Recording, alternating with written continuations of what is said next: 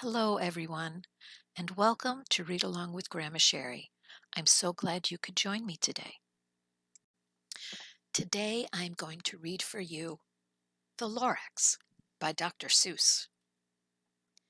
At the far end of town, where the grickle grass grows and the wind smells slow and sour when it blows, and no birds ever sing excepting old crows, is the street of the lifted Lorax. And deep in the grickle grass, some people say, if you look deep enough, you can still see today where the Lorax once stood just as long as he could before someone lifted the Lorax away. What was the Lorax? And why was he there? And why was it lifted and taken somewhere for the far end of town where the grickle grass grows? The old Onceler still lives here. Ask him. He knows. You won't see the whistler. Don't knock on his door. He stays in his lurkim on top of the store. He lurks in his lurkim cold under the roof where he makes his own clothes out of miff-muffered moof.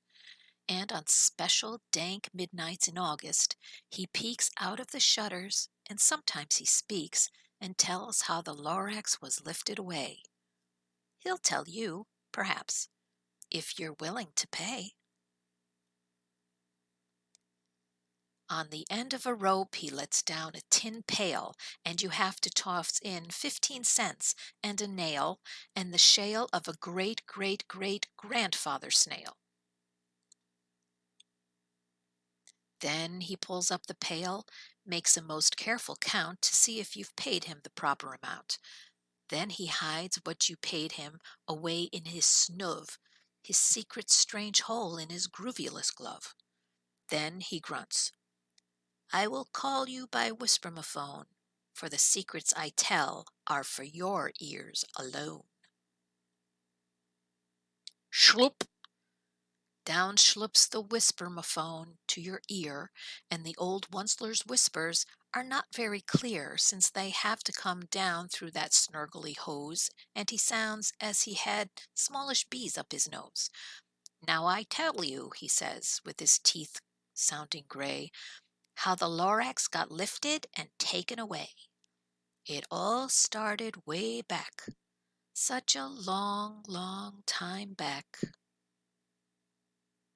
Way back in the days when the grass was still green, and the pond was still wet, and the clouds were still clean, and the song of the swami swans rang out in space, one morning I came to this glorious place, and I first saw the trees, the truffula trees, the bright-colored tufts of the truffula trees, mile after mile in the fresh morning breeze. And under the trees I saw brown barbaloots frisking about in their barbaloot suits as they played in the shade and ate truffula fruits. From the ripulous pond came the comfortable sound of the humming fish humming while splashing around. But those trees, those trees, those truffula trees! All my life I'd been searching for trees such as these. The touch of their tufts was much softer than silk, and they had the sweet smell of fresh butterfly milk. I felt a great leaping of joy in my heart. I knew just what to do. I unloaded my cart. In no time at all, I had built a small shop. Then I chopped down a truffula tree with one chop, and with great skillful skill and great speedy speed, I took the soft tuft and I knitted a thneed. The instant I'd finished, I heard a gadzoop. I looked. I saw someone pop out of the stump of the tree I'd chopped down. It was sort of a man. Describe him? That's hard. I don't know if I can. He was shortish and oldish and brownish and mossy, and he spoke with a voice that was sharpish and bossy. Mister, he said with a sawdusty sneeze, I am the Lorax. I speak for the trees. I speak for the trees have no tongue, and I'm asking you, sir, at the top of my lungs. He was very upset as he shouted and puffed. What's that thing you've made out of my truffula tuft? Look, Lorax, I said, there's no cause for alarm. I chopped just one tree. I'm doing no harm. I'm being quite useful. This thing is a thneed. A thneed's fight something that all people need. It's a shirt, it's a sock, it's a glove, it's a hat, but it has other uses. Yes, far beyond that. You can use it for carpets, for pillows, for sheets, for curtains or covers for bicycle seats. The Lorax said, Sir, you are crazy with greed. There's no one on earth who would buy that fool thneed. But the very next minute, I proved he was wrong, for just at that minute a chap came along, and he thought that the thneed was I knitted was great. He happily bought it for $3.98. I laughed at the Lorax. You poor stupid guy. You never can tell what some people will buy. I repeat, cried the Lorax, I speak for the trees. I'm busy, I told him. Shut up, if you please. I rushed across the room and in no time at all built a radio phone. I put in a quick call. I called all my brothers and uncles and aunts and I said, Listen here, here's a wonderful chance for the whole Onceler family to get mighty rich. Get over here fast. Take the road to North Nitch. Turn left at Weehawken, sharp right at South Stitch. And in no time at all, in the factory I built, the whole Onceler family was working full tilt. We were all knitting thneeds just as busy as bees to the sound of the chopping of truffula trees. Then, oh baby, oh, how my business did grow. Now chopping one tree at a time was too slow. So I quickly invented my super axe hacker, which whacked off 4 tuffula trees in one smacker. We were making thneeds 4 times as fast as before, and that Lorax, he didn't show up anymore. But the next week he knocked on my new office door. He snapped, I am the Lorax who speaks for the trees, which you seem to be chopping as fast as you please.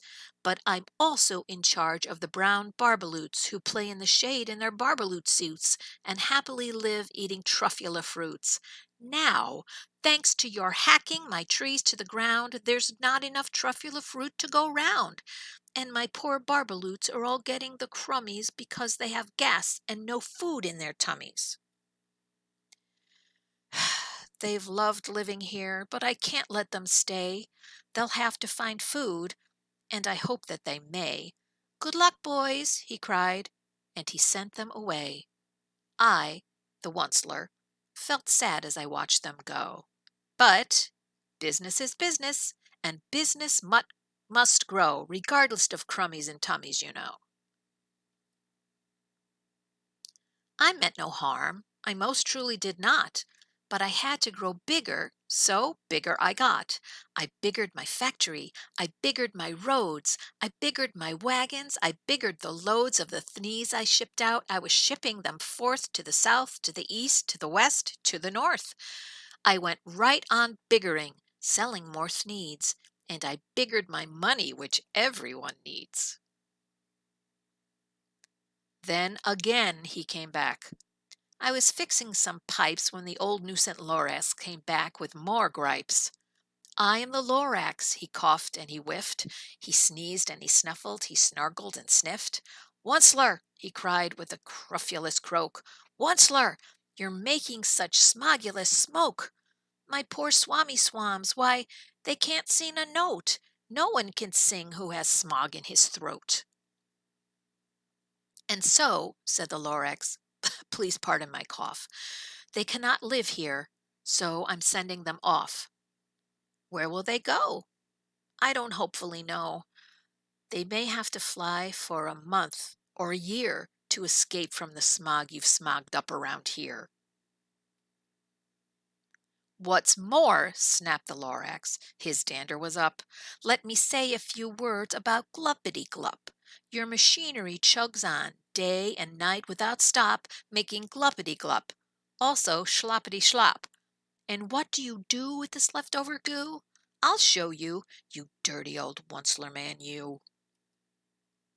You're glumping the pond where the humming fish hummed. No more can they hum, for their gills are all gummed. So I'm sending them off. Oh, their future is dreary. They'll walk on their fins and get woefully weary in search of some water that isn't so smeary. And then I got mad. I got terribly mad. I yelled at the Lorax. Now listen here, Dad. All you do is yip yap and say bad, bad, bad, bad. Well, I have my right, sir, and I'm telling you I intend to go on doing just what I do. And for your information, you Lorax, I'm figuring on biggering and biggering and biggering and biggering, turning more truffula trees into thneeds, which everyone needs. And at that very moment we heard a loud whack. From outside in the fields came a sickening smack of an axe on a tree.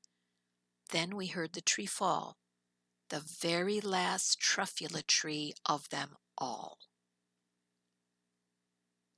No more trees, no more thneeds, no more work to be done. So in no time my uncles and aunts, every one, all waved me goodbye. They jumped in my cars and drove away under the smoke-smuggered stars. Now all that was left neath the bad-smelling sky was my big empty factory, the Lorax, and I. The Lorax said nothing, just gave me a glance. Just gave me a very sad, sad backwards glance as he lifted himself by the seat of his pants.